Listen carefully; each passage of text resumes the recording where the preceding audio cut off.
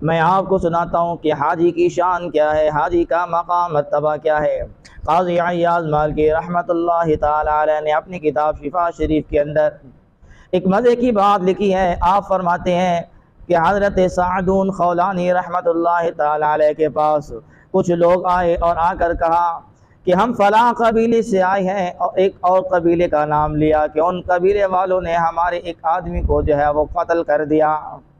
اور ہم حیران اس بات پر ہیں کہ انہوں نے ہمارے بندے کو جب قتل کر دیا تو انہوں نے زیادتی یہ کی کہ قتل کرنے کے بعد اس شخص کو آگ کے اندر ڈال دیا، اور وہ شخص ساری رات آگ کے اندر جلتا رہا، آگ کے اندر رہا۔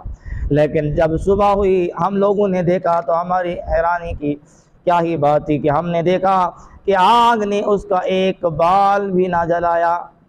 جس طرح اس کو آگ میں ڈالا تھا ویسا کا ویسا آپ وہ موجود تھا۔ فرماتے ہیں کہ وہ ساری رات آگ کے اندر پڑا رہا، اس کا رنگ جس طرح پہلے سے سفید تھا اسی طرح سفید رہا، اس آگ نے اس کے رنگ میں بھی کوئی تبدیلی نہ ہوئی۔ تو عزیزان محترم، حضرت قاضی عیاض مالکی رحمۃ اللہ تعالی علیہ آپ لکھتے ہیں شفا شریف کے اندر، فرماتے ہیں کہ حضرت سعدون خولانی رحمۃ اللہ تعالی علیہ نے جواب ارشاد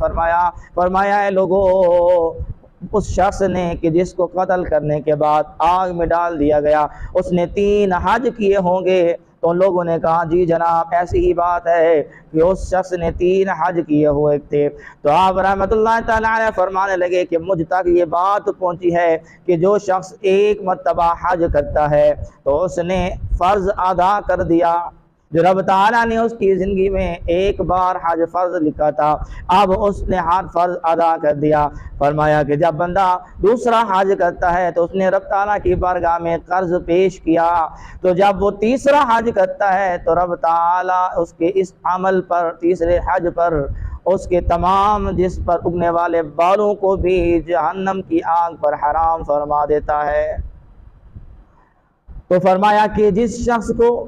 دوزخ کی آگ بھی نہ جلا سکے، جس کے جسم پر دوزخ کی آگ بھی حرام ہو جائے، دوزخ کی آگ بھی جس کے جسم کے ایک بال کو نہ جلا سکے، تو یہ دنیا کی آگ کیسے اس کو جلا سکتی ہے؟